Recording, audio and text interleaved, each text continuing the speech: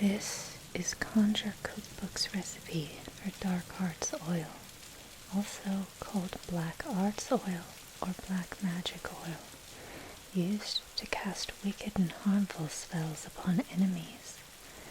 Patchouli, black pepper, wormwood, valerian root, Spanish moss. Why no quantities? Because most home practitioners don't use them.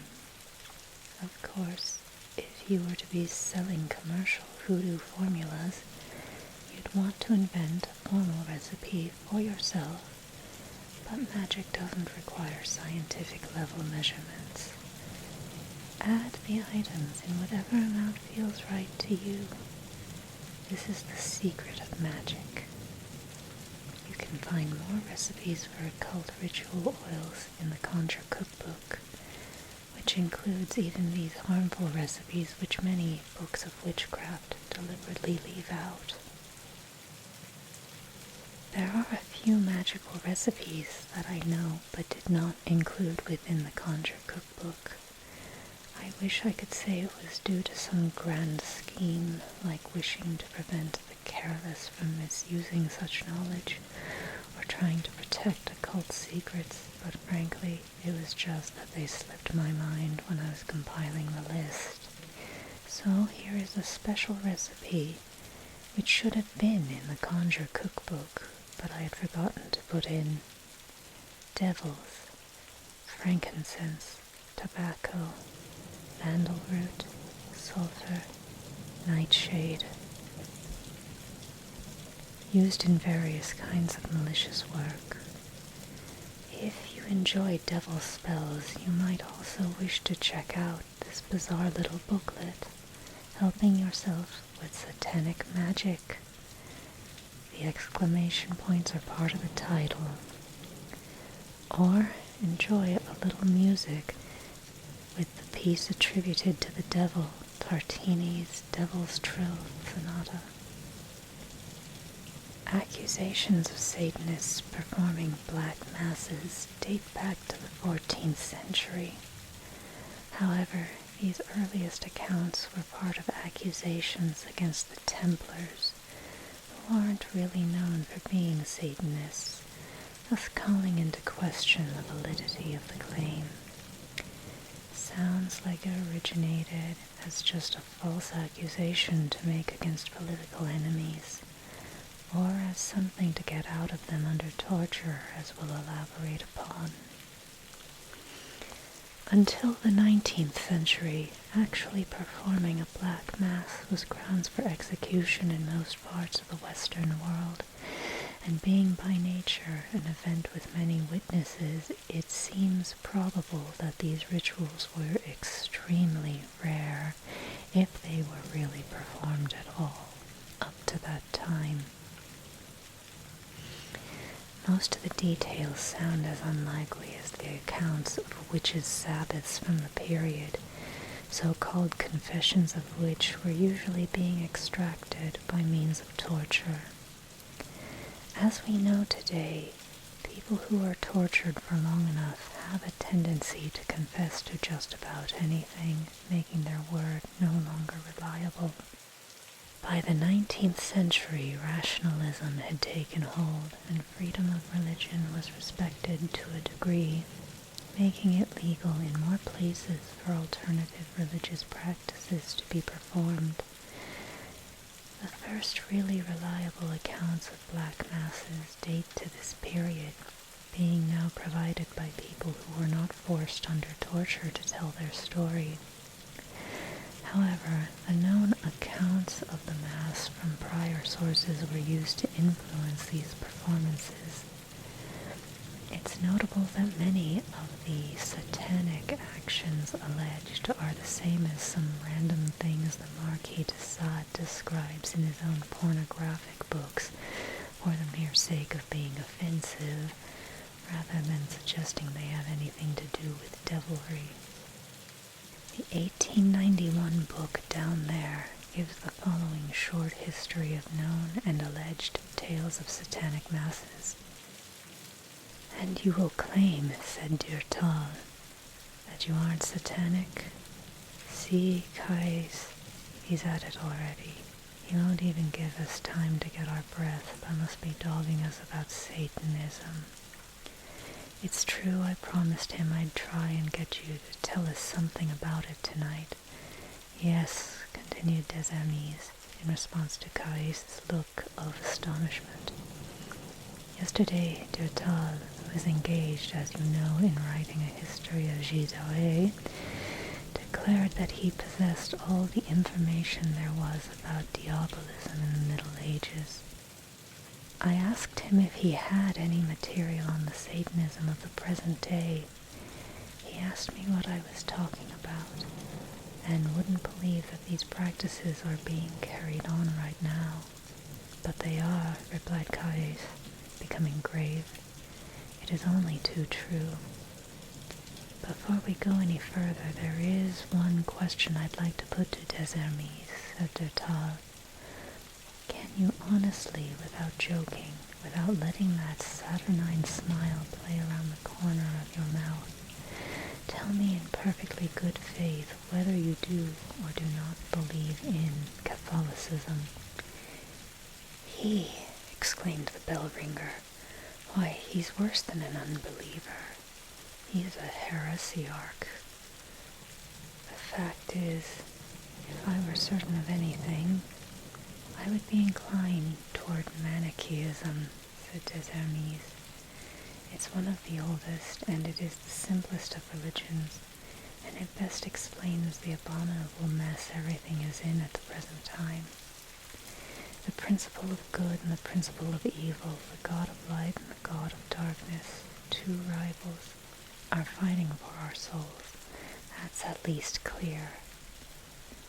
Right now it is evident that the evil god has the upper hand and is reigning over the world as master now, and on this point Rais, who is distressed by these theories, can't reprehend me. I am for under the dog. That's a generous and perfectly proper idea. But Manichaeism is impossible, cried the bell ringer. Two infinities cannot exist together. But nothing can exist if you get to reasoning. The moment you argue the Catholic dogma, everything goes to pieces. The proof that two infinities can coexist is that this idea passes beyond reason and enters the category of those things referred to in Ecclesiasticus. Inquire not into things higher than thou, for many things have shown themselves to be above the sense of men. Manichaeism, you see, must have had some good in it because it was bathed in blood. At the end of the 12th century, thousands of Albigenses were roasted for practicing the doctrine. Of course, I can't say that the Manichaeans didn't abuse their cult, mostly made up of devil worship, because we know very well they did. On this point, I am not with them, he went on slowly, after a silence. He was waiting till Madame Rais, who had got up to remove the plates, should go out of the room to fetch the beef. We are alone, he said, seeing her disappear through the stairway door. I can tell you what they did. An excellent man named Gilles has revealed to us in a book entitled De Operatione Demonum the fact that they tasted of the two excrements at the beginning of their ceremonial, and that they mixed human semen with the host. Horrible, exclaimed Rais. Oh, as they took both kinds of communion, they did better than that, returned Des Amis. They cut children's throats and mixed the blood with ashes, and this paste, dissolved in liquid, constituted the Eucharistic wine. You bring us right back to Satanism, said Durtal. Why, yes, as you see, I haven't strayed off your subject. I am sure Monsieur Des Amis has been saying something awful, murmured Madame Rais as she came in, bearing a platter on which was a piece of beef smothered in vegetables. protested des Hermies. They burst out laughing, and Gilles cut up the meat, while his wife poured the cider, and Durtal uncorked the bottle of anchovies. "I am afraid it's cooked too much," said the woman, who was a great deal more interested in the beef than in other-world adventures, and she added the famous maxim of housekeepers, "When the broth is good, the beef won't cut." The men protested that it wasn't stringy a bit, it was cooked just right. "Have an anchovy and a little butter with your meat, Monsieur Durtal." "Wife, let's have some of the red cabbage that you preserved," said Gilles, whose pale face was lighted up while his great canine eyes were becoming suspiciously moist. Visibly he was jubilant. He was at table with friends in his tower, safe from the cold. "But empty your glasses, you are not drinking," he said, holding up the cider pot. "Let's see, des Amis, you were claiming yesterday that Satanism has pursued an uninterrupted course since the Middle Ages," said Durtal, wishing to get back to the subject which haunted him. "Yes, and the documents are irrefutable. I'll put you into a position to prove them whenever you wish. At the end of the 15th century, that is to say at the time of Gilles, to go no further back, Satanism had assumed the proportions that you know. In the 16th it was worse yet. No need to remind you, I think, of the demoniac passions of Catherine de Medici and of the Valois, of the trial of the monk Jean de Vaux, of the investigations of the Sprengers, and the Lancre, and those learned inquisitors who had thousands of necromancers and sorcerers roasted alive. All that is known, too well known. One case is not too well known for me to cite here, that of the priest Benedictus, who cohabited with the she-devil Armelina, and consecrated the hosts, holding them upside down. Here are the diabolical threads which bind that century to this. In the 17th century, in which the sorcery trials continue, and in which the possessed of Loudun appear, the black religion nourishes, but already it has been driven under cover. I will cite you an example, one among many, if you like. A certain Abbé Guibourg made a specialty of these abominations. On a table serving as tabernacle, a woman lay down, naked or with her skirts lifted up over her head, and with her arms outstretched, she held the altar lights during the whole office.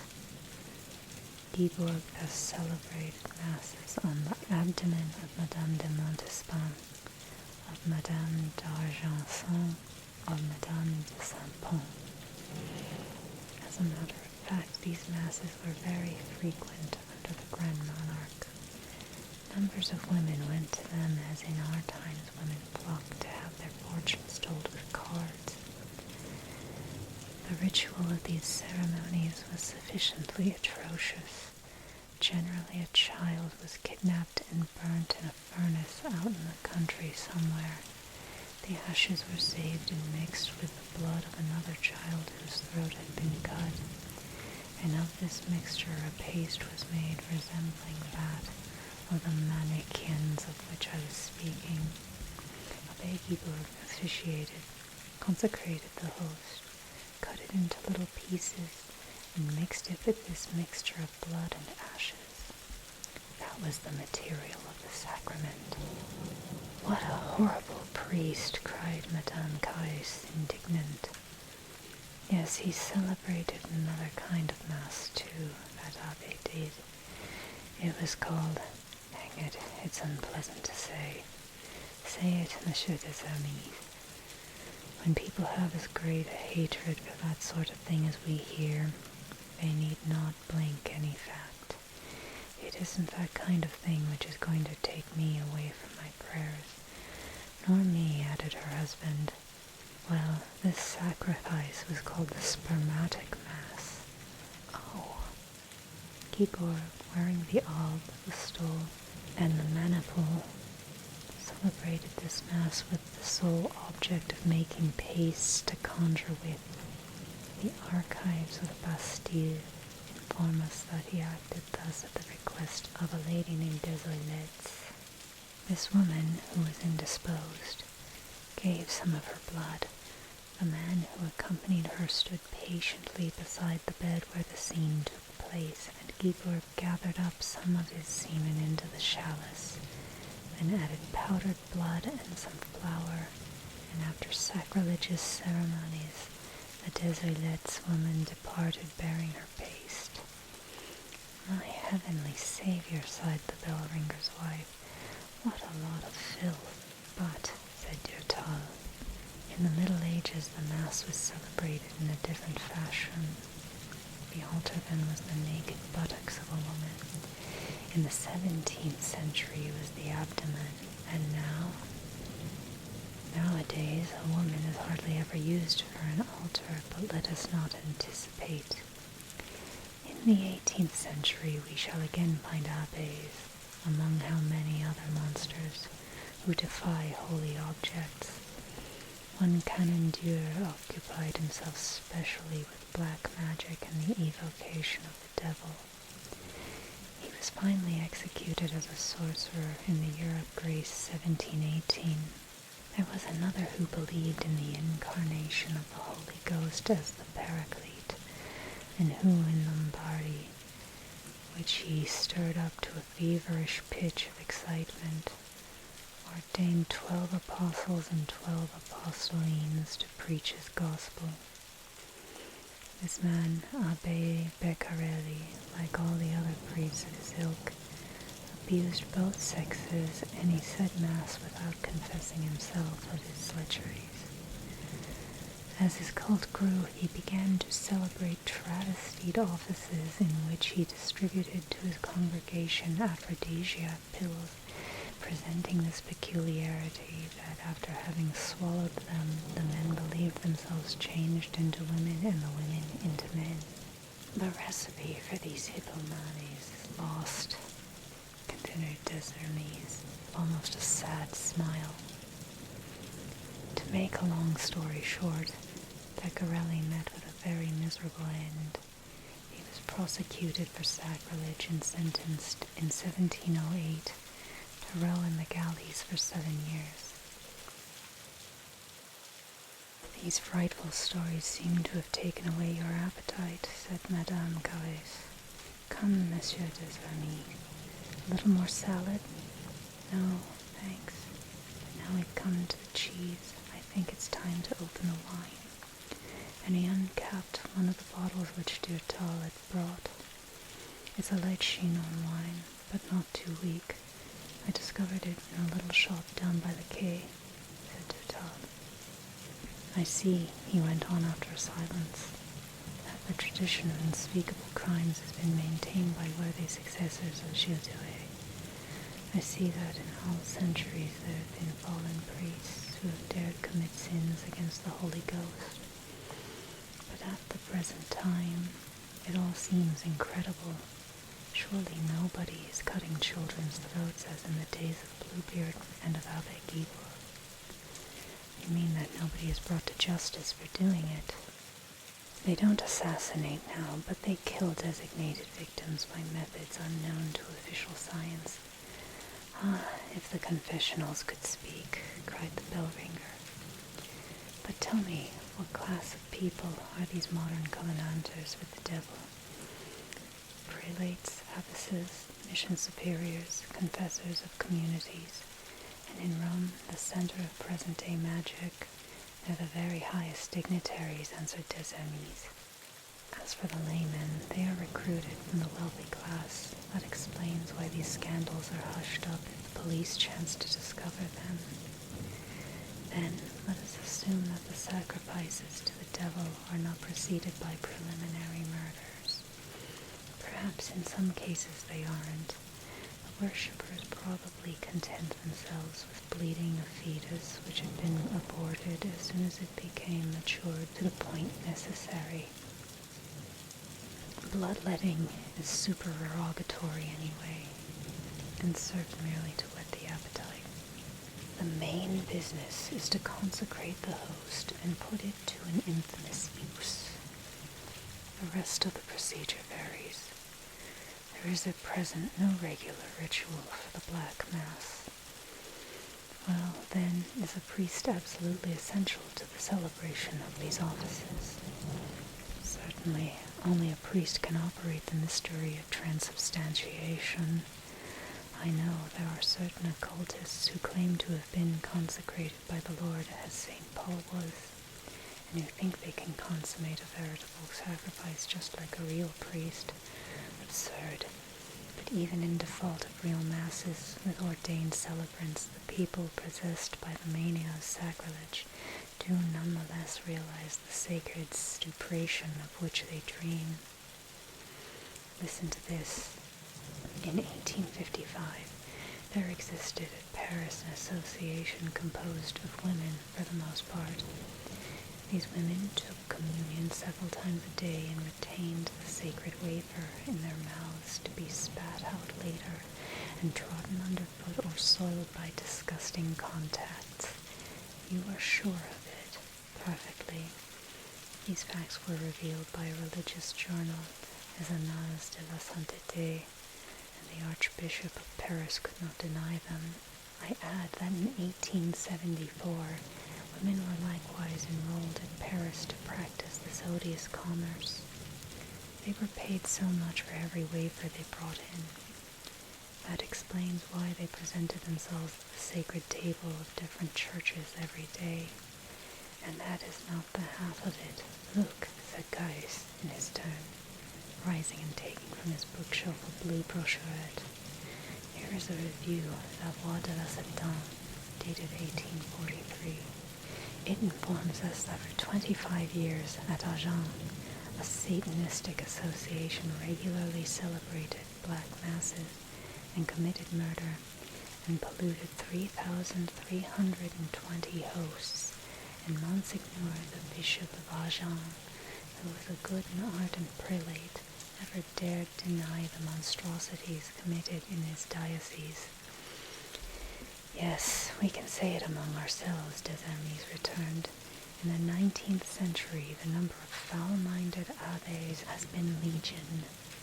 Unhappily, though the documents are certain, they are difficult to verify, for no ecclesiastic boasts of such misdeeds. The celebrants of deicidal masses dissemble and declare themselves devoted to Christ. They even affirm that they defend him by exorcising the possessed. That's a good one. The possessed are made so or kept so by the priests themselves, who are thus assured of subjects and accomplices, especially in the convents. All kinds of murderous and sadistic follies can be covered with the antique and pious mantle of exorcism. Let us be just, said Gilles. The Satanist would not be complete if he were not an abominable hypocrite. Hypocrisy and pride are perhaps the most characteristic vices of the perverse priest, suggested Durtal. But in the long run, Des Amis went on, in spite of the most adroit precautions, everything comes out. Up to now I have spoken only of local Satanistic associations, but there are others more extensive which ravage the old world and the new, for diabolism is quite up to date in one respect. It is highly centralized and very capably administered. There are committees, subcommittees, a sort of curia, which rules America and Europe like the curia of a pope. The biggest of these societies, founded as long ago as 1855, is the Society of the Réthéologie Optimale. Beneath an apparent unity, it is divided into two camps, one aspiring to destroy the universe and reign over the ruins, the other thinking simply of imposing upon the world a demoniac cult of which it shall be high priest. This society has its seat in America. It was formerly directed by one Longfellow, an adventurer born in Scotland, who entitled himself Grand Priest of the new evocative magism. For a long time it has had branches in France, Italy, Germany, Russia, Austria, even Turkey. It is at the present moment moribund, or perhaps quite dead, but another has just been created. The object of this one is to elect an anti-pope who will be the exterminating Antichrist. And those are only two of them. How many others are there, more or less important numerically, more or less secret, which by common accord at 10 o'clock the morning of the feast of the Holy Sacrament celebrate black masses at Paris, Rome, Bruges, Constantinople, Nantes, Lyon, and in Scotland, where sorcerers swarm. There, outside of these universal associations and local assemblies, isolated cases abound on which little light can be shed, and that with great difficulty. Some years ago there died in a state of penitence a certain Comte de Lautrec, who presented several churches with statues which he had bewitched so as to satanize the faithful. At Bruges, a priest of my acquaintance contaminates the holy Siberia and uses them to prepare spells and conjurements. Finally, one may, among all these, cite a clear case of possession. It is in the case of Cantianille, who in 1865 turned not only the city of Auxerre, but the whole diocese of Sens upside down. This Cantianille, placed in a convent of Mont-Saint-Sulpice, was violated when she was barely 15 years old by a priest who dedicated her to the devil. The priest himself had been corrupted in early childhood by an ecclesiastic belonging to a sect of possessed which was created the very day Louis XVI was guillotined. What happened in this convent, where many nuns, evidently mad with hysteria, were associated in erotic devilry and sacrilegious rages with Cantianille, reads for all the world like the procedure in the trials of wizards of long ago. The histories of Gaufredi and Madeleine Palou, of Urbain Grandier and Madeleine Bavon, or the Jesuit Gilles and Lacotier, histories, by the way, in which much might be said about hystero-epilepsy on one hand and about diabolism on the other. At any rate, Cantianille, after being sent away from the convent, was exorcised by a certain priest of the diocese, Abbé Guibourg, who seems to have been contaminated by his patient. Soon at Auxerre, there were such scandalous scenes, such frenzied outbursts of diabolism, that the bishop had to intervene. Cantianille was driven out of the country. Abbé Guibourg was disciplined, and the affair went to Rome. The curious thing about it is that the bishop, terrified by what he had seen, requested to be dismissed and retired to Fontainebleau, where he died, still in terror, 2 years later. My friend, said Gilles, consulting his watch, it is 7:45. I must be going up into the tower to sound the Angelus. Don't wait for me. Have your coffee. I shall rejoin you in 10 minutes. He put on his Greenland costume, lighted a lantern, and opened the door. A stream of glacial air poured in. White molecules whirled in the blackness. The wind is driving the snow in through the loopholes along the stair, said the woman. I am always afraid that Louis will take cold in his chest this kind of weather. Oh well, Monsieur des Amis, here is the coffee. I appoint you to the task of serving it. At this hour of day my poor old limbs won't hold me up any longer. I must go lie down.